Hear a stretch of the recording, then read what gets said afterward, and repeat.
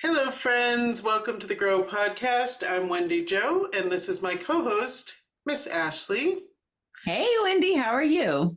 I am doing great. We are recording here on a nice Friday morning in the middle of a heat wave. Oh, wow. You guys are having a heat wave. We're getting fall-like weather here. Oh, yeah. I see you're in a sweatshirt, and I'm like, whoa. Although we are inside recording. Yeah. Well, yeah, my office is generally pretty cold, so I almost always recording with a sweatshirt on. Well, I feel like a lot of the country is just a little bit too warm, and Arkansas is no different. But I think it's going to break. I think this weekend we're going to get a little reprieve, so that'll be nice. Yeah, for sure. Yeah, I was pretty much melting yesterday. I was standing outside talking to someone melting. Literally. Body part by body part, right? Mm-hmm. So we have an interesting topic this week. We're talking about Oracle. Yeah, when you presented the idea, I was so intrigued. I was like, am I an oracle or a healer or like neither? Like, well, it's been kind of interesting. So someone called me an oracle recently, and I've never been called that before. I've heard the word before, but I hadn't really thought about it. And then I started looking it up, and lots of people sort of say you're either a healer or an oracle, but I don't know if that really resonates with me. Okay, that's interesting. Why not? Well, I don't think you have to be one or the other. And I think, so an oracle, there's sort of this connotation of a person who is kind of removed and above other people with like this wisdom that they have, that they, like I picture someone like sitting on a throne being fanned while they spout out the wisdom, and I don't know that that's always the case. I think sometimes the wisdom comes in very, at the kitchen table, right? In very humble spaces. And I think if you have wisdom, you can use it for healing purposes. So I'm a little confused about all that. I can't wait to hear what you have to say about it. Yeah, for sure. So the way because I just looked it up, I never really played with the concept in context of anybody else outside of us today. And so with the oracle, what I understood was that usually that person is able to so when I heard oracle, I actually thought of that movie. What's the movie? Can't think. With Keanu Reeves. Yes. It's one of my favorite movies, and of course the name is going to escape me. I know, I can't remember, but anyway, it made me think of that, where they just spit out the wisdom with no consideration of the physical realm, right? So like that's kind of how I interpreted that. So like if skies are blue and grass is green is the wisdom that I'm offering. No, that's not a good example. But anyway, if I'm offering some sort of wisdom, like divine universal wisdom, and the person isn't able to hear it or receive it or isn't in the emotional capacity to accept it, the oracle wouldn't consider that. They would just share it and then move on. Right. Almost like a machine. That's how I interpreted that. And then like with the healer, I feel like the healing capacity is considering all of the things, the emotional state, the knowledge level, how do I interpret this? So, can you understand it? Well, do I have to make it so, use different words or different language, or if your culture is different or all those kind of things? I think the healer would go through all of those things to help support the healing journey of that person based on where they are in that moment. That's very interesting take. I can see that for sure. So the movie is The Matrix. Yes. Oh, yes. One of my favorites. I didn't care for the sequels as much as the original. Yeah, for sure. Yeah. But there was an oracle that they were trying to get to in the film. Yes. So that she could give them the wisdom they needed. right? Yeah, yeah. So she would come and she would just say these random things, and you're like, "What are you talking about?" Like it didn't make sense. And for me, I don't think I appreciated the sequels because maybe I'm just not there in my thought process. Like that's kind of how I interpret. Like I was like, maybe it's just me, because there were moments that just to me didn't make sense. And the Oracle to me in that movie, she was just saying these things and those things didn't make sense, but they were doing something in response to the things. And I'm like, what is going on here? Right, right, right. Does the oracle have to make sense, or are they just channeling what they get, Right. better or worse? I loved your interpretation. I think that that's spot on, really. You know, a healer, to be a healer, you, or at least one that's effective, you really have to look at the whole person and consider their ability to take in the information. Um, how much do you have to detail do you have to give? Is there a context, you know, culturally? Yeah, all that stuff that you mentioned. And a healer definitely is looking at that. The oracle is giving information. Uh, Yeah. yeah. And I know there are some times where I'm interpreting like messages from spirit. And I know when I deliver them, the recipient can't understand. I've had people say that to me. They're like, what are you talking about? I don't know. That's for you. Like, I really just don't know. And that, in those moments, that's just me interpreting. It's not me offering the healing necessarily, because after that, then we would kind of explore where you are and what's going on and why am I tired, you know? And so, I think that is two separate things, because in order to create boundaries too, if I'm interpreting, this is what I'm doing. I'm interpreting this message and I'm relaying it to you, and that's the end of our relationship right now. Or am I interpreting and relaying, and then we are exploring, right? And so I feel like those are just two separate roles. Mhm. Very interesting. Well, we're going to talk about this more when we come back. Have you even thought about this before? Because I know I haven't. When I looked up the word oracle, I immediately had a thought of the Matrix. And I passed judgment on the idea of an oracle, to be honest with you, because it almost seemed as if oracles were cold-hearted or something like that. But I honestly feel like many healers serve as oracles. They receive messages and they share them with the world. And no, they may not consider your feelings, but is it time to consider your feelings when you're receiving divine messages? I believe everyone is a healer. The question really is, are you intended to heal other people? I mean, think about it. If you have a wound, your skin will heal itself naturally. You don't have to do anything. So therefore, you're a healer. I believe everyone is a healer, but not everyone is intended to be an oracle. I would love to know what you think. And we're back. Today we're talking about oracle versus healer, or what is an oracle, what is a healer? Is there some crossover there? And Ashley, you were talking about when you're working with people and how you're viewing that. And I think it's very wise. You know, you have to kind of know what the boundary is. Am I just delivering information and the person can take it or leave it? Mm-hmm. Do with it what they will? Or am I going to explore this information with the person with my continued wisdom and tools for healing and expand on it? You know, I think that's really important. And I think sometimes people really just need the message, you know. I had a friend who was doing some healing work with people, and he actually would take his pendulum and ask, like he'd give information, and then he would ask, is this a report or is this uh, information we're supposed to do something with? Mm-hmm. Like he would actually ask. Okay. Yeah, You know, yeah, because some messages are just a report, right? right, right, for sure. And I think, I think it's up to, I mean, because we're all humans, right? So we all have the capacity for empathy and understanding that maybe this person can't understand, or maybe they do understand, or maybe it was in the exact right moment, right?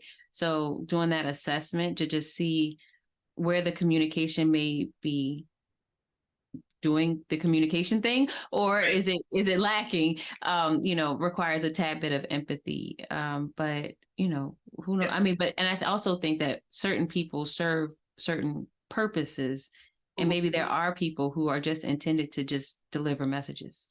Right. I talk a lot about the healers that originally I met with that really changed my whole life and helped me to understand myself, past trauma, and gifts, right?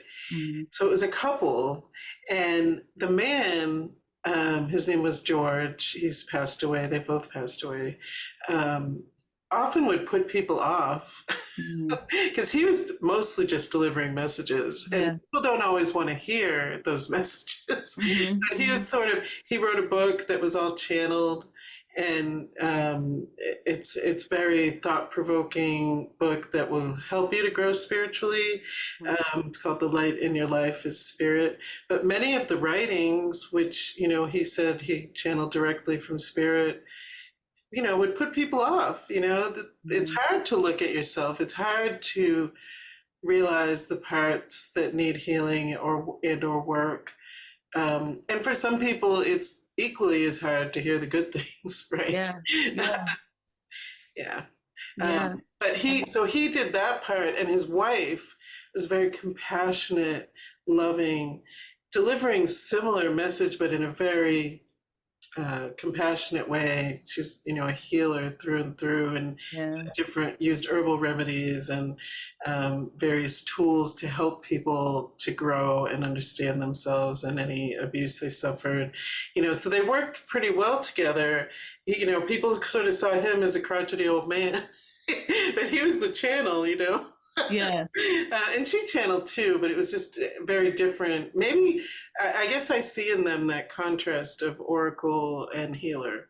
And you know what, to be honest with you, I feel like they're just words or concepts, or, if you're serving in your divine purpose, then, serve that way. And so maybe he had a stronger sense of channeling and was able to bring messages more free flowing. And that's where the effort lies. And maybe that's why they're partnered together to begin with, because she softened up the message in order for people to receive it. And so does that make one bad or good or whatever? No, it doesn't. And not everybody is intended to be a healer. Not in everybody. I mean, we all heal, but we're not all intended to heal others. And we're not all intended to be an oracle for others, although we do have all of us have the ability to tap into spirit and channel messages the way that we do. Right. And the more you clear your channel and heal, the more you'll get. The louder the impression or the voices, the more your gifts come out, I believe. Yeah, I agree. But I also think that an oracle has a sense of confidence in what they are doing and saying and how they feel about what they're saying. And I do get that quality from you. I know that you're a healer. I feel that as well. So I can't agree with most of the articles I read said most people are one or the other.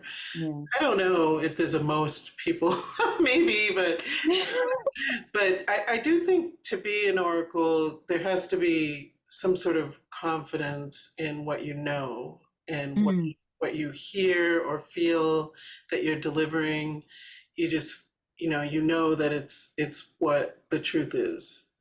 Yeah, and I don't know about nobody else, but it takes a lot to get there. Yeah.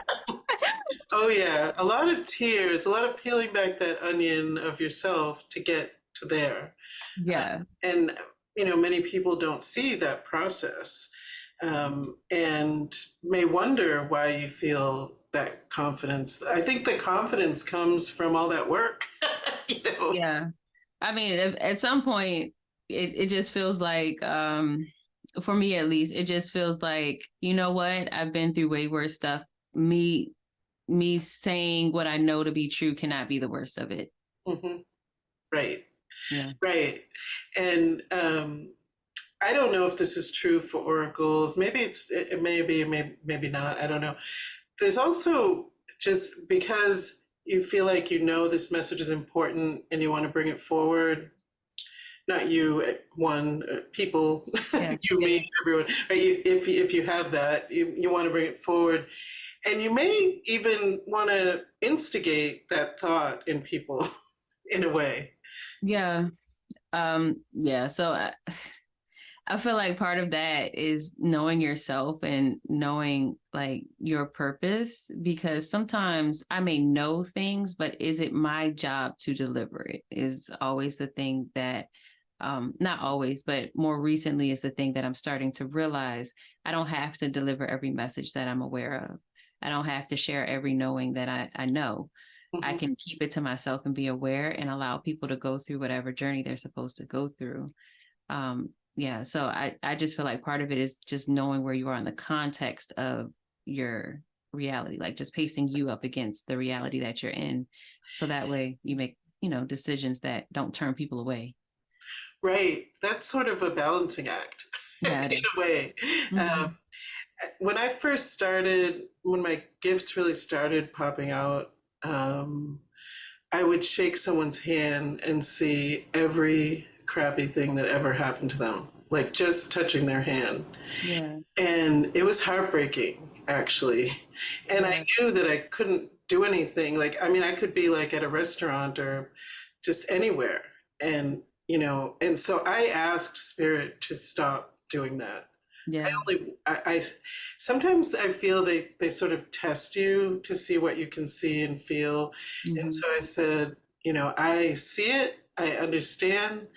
Please only give it to me when the person is looking for help from me.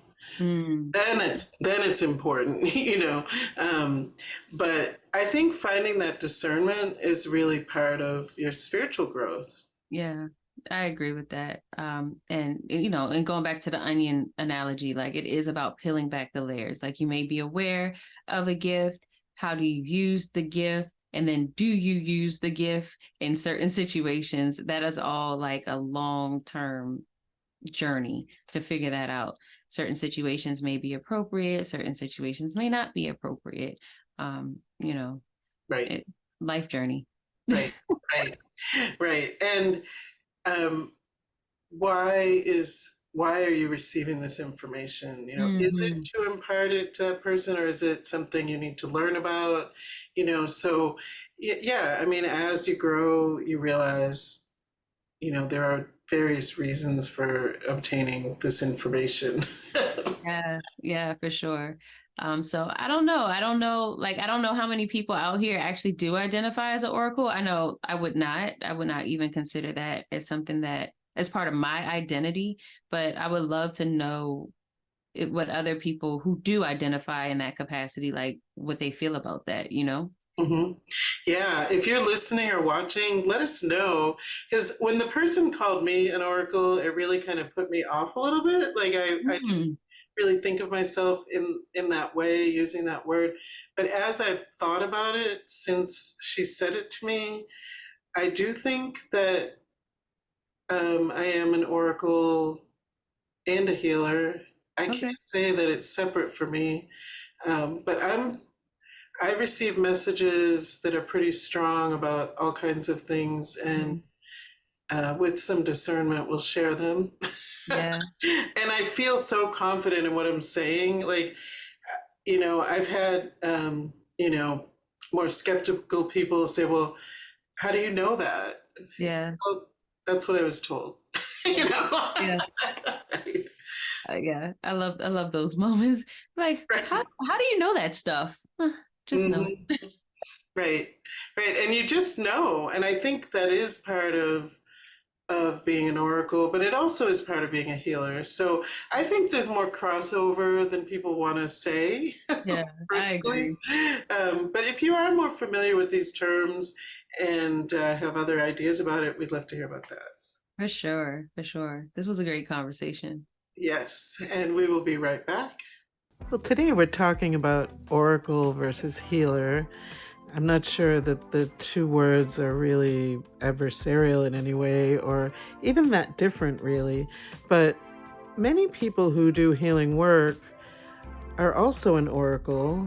They're channeling, receiving information from spirit and delivering it to a person.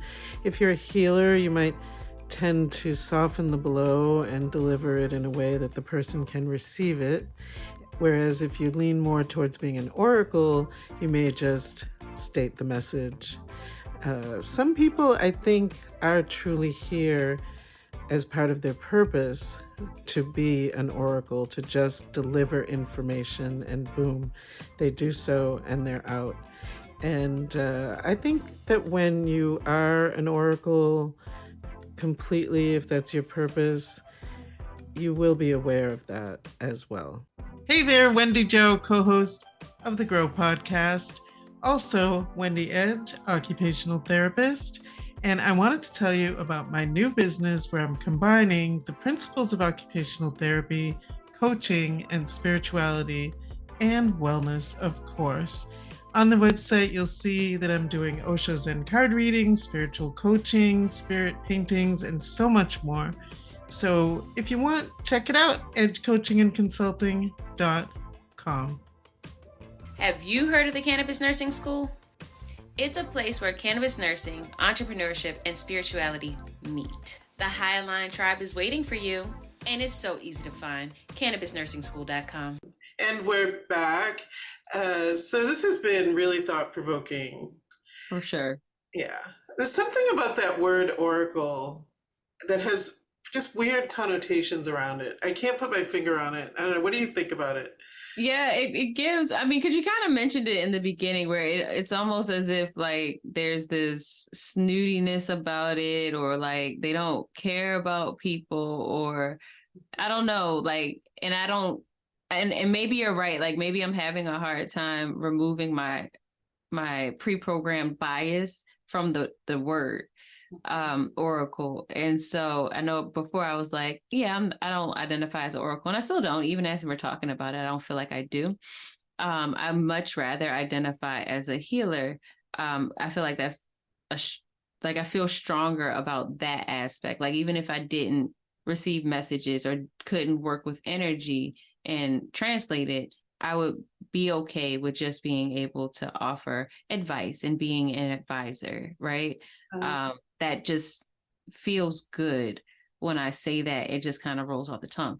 But I do know, similar to like cannabis and, you know, race and things like that, it kind of feels mucky, and it's not our fault that it feels mucky. It's media's fault, or politics' fault, or, you know, society's fault. So I don't know. You just don't want people like, you know, fighting and rushing across the universe to get a message from you. Right. No, please like don't. in the Matrix. Right. No, we don't need that. Yeah, it is interesting. Words have power, you know, and it could be a beautiful word to some people, you know. But I think this is, as I said, I think it's really thought-provoking. And if you're a healer, maybe consider if you're also an oracle and what that means to you. And that's, I think, the most important part. For sure. I think leaning into things that create some sort of response emotionally, I think is worth leaning into. So that is a good point. If you do identify as a healer, I think at what capacity are you that healer, and how do you intuitively move through your practice? Mm-hmm. For sure. Well, have a great week, everyone. Bye.